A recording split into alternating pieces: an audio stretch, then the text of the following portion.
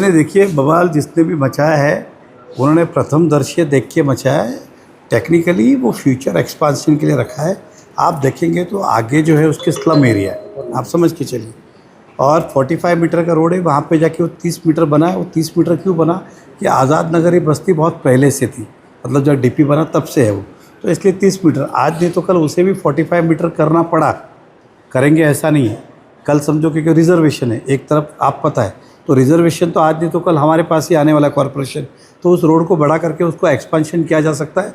ये एक उसका उद्देश्य है। दूसरी बात, उसको गोल्डन नेस्ट की तरफ जो बाला साहब ठाकरे जी उद्यान जो अपना जो कलाताला ने, उधर भी हमारी जगह कॉरपोरेशन की जो रिजर्वेशन, उसके अंदर से वहाँ पे एक टेक ऑफ पॉइंट बना सकते हैं।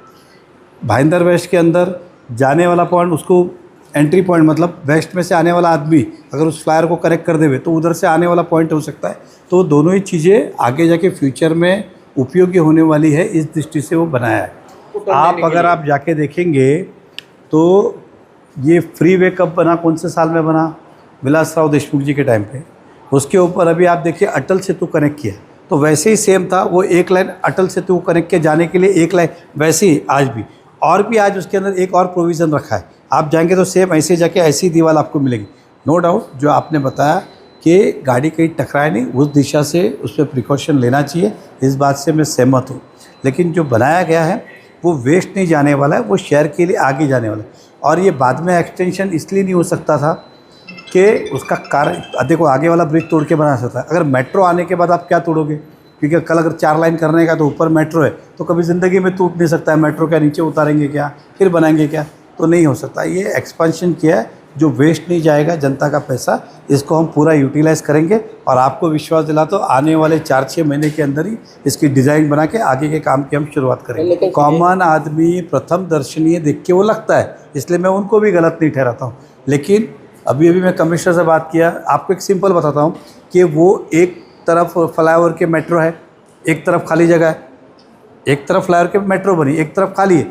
मान लो एक ब्रिज में उधर उस ब्रिज को जाके सेंटर में कनेक्ट कर दूँ, तो जो आने वाली गाड़ियाँ वेस्ट से वो डायरेक्ट ब्रिज पे चढ़ सकती है। दूसरी तरफ मैंने कहा कि मान लो अगर मैं गोल्डन नेस्ट पे ट्रैफिक 2 ही जगह जाता है, एक इधर जाता है, क्या नाम, इंद्रलोक की तरफ, एक इधर, अगर वो हम जो शौचालय वगैरह बना म्यूनसिपैलिटी की जगह है, जो सब गैरेज वाले बैठे, वो अगर वहाँ पे उतारे तो कभी भी जो गोल्डन नेस्ट इंद्रलोक जिसको जाना है वो ब्रिज से आके ब्रिज से ही जाएगा। नहीं तो अभी आज तो नीचे से जाना पड़ेगा।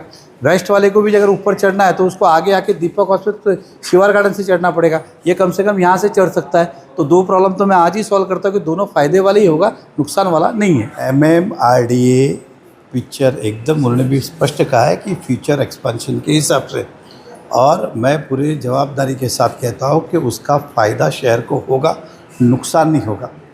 दूसरी बात, आपको पता होगा कि पहले ये भी चल रहा था इसको सीधा वेस्ट में लेके जाए, इस ब्रिज को, मतलब आज़ाद नगर वाइंडिंग करके इसको वेस्ट में लेके जाए।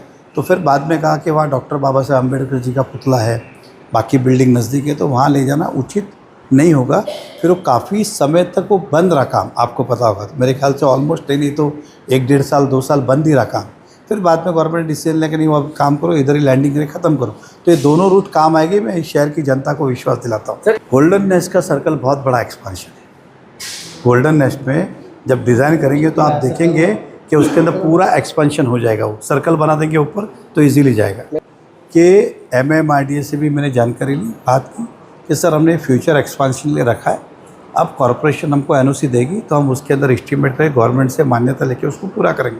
हमारे पास जो ये था यही था एग्जाम्पल।